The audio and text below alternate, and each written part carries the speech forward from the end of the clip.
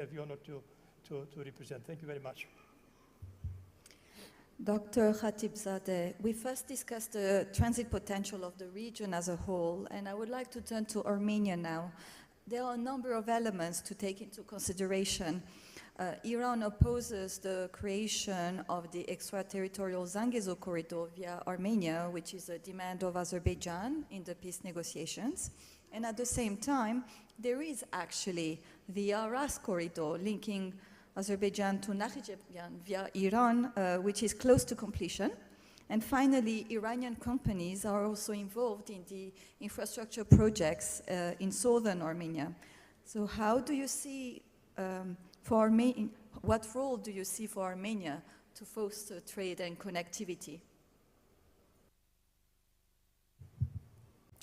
Let me be clear that Iran is very much supporting diversification of connectivities and transportation routes and corridors, and we think that more we can have this sort of connectivity, the better for our region, and this is why that Iran 100% supported this peace agreement between Armenia and Azerbaijan, and we do believe that the sooner you can wrap up this peace agreement is the better for not only Armenia and Azerbaijan but also for the region.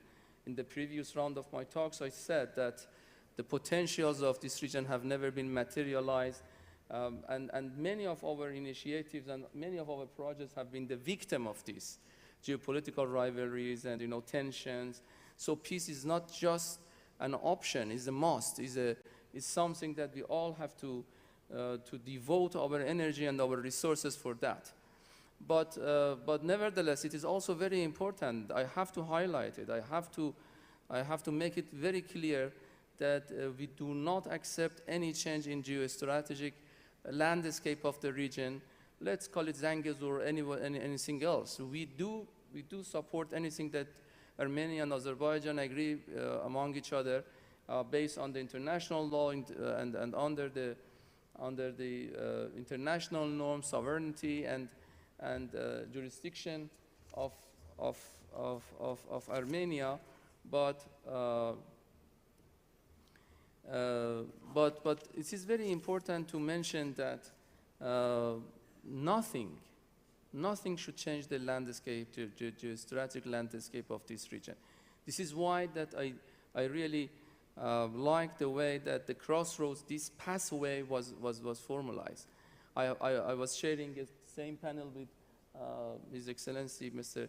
Grigorian, and I asked about this Zangezur, and I by intention raised that question because I wanted to hear from Armenia that no corridor can be actually change the logic of corridor, meaning cutting this connectivity in this region is not something that we can see for the future of our region. We think that we need connectivity, we don't need cut. We need communication, but we don't need rupture. And this is why that it should be inclusive, it should be competitive in terms of the economic logic of that, and this is very important. For Iran, Armenia is very important, and for decades it has been the case. This is why that Iran has always advocating the best relation between Iran and Armenia. There are many reasons for that: geoeconomic, geostrategic, geocultural aspects of our bilateral relations. But also, I have to raise and I have to bring this to your attention, that Iran and Armenia for Iran, is the only country in the Eurasian Trade Union that we have and we do share border with. So Armenia is not just for us 3 million market that we do not look at Armenia as a market, but we think that it is a gateway to 200 million possible potential partners in this trade union. Also Iran can provide and has always provided a pathway to Persian Gulf. You all know that Iran is the only country on earth that's connect Persian Gulf to the Caspian Sea, and Persian Gulf and Caspian Sea altogether almost cover 70% of all conventional gas and oil in the world. I mean the conventional energy resources of the world. And this connectivity means that we can provide a very economically wise, a very good route to be provided to all South Caucasus, and including Armenia. So I would like to conclude this part with this notion that peace is what we actually need for our region. Iran is ready to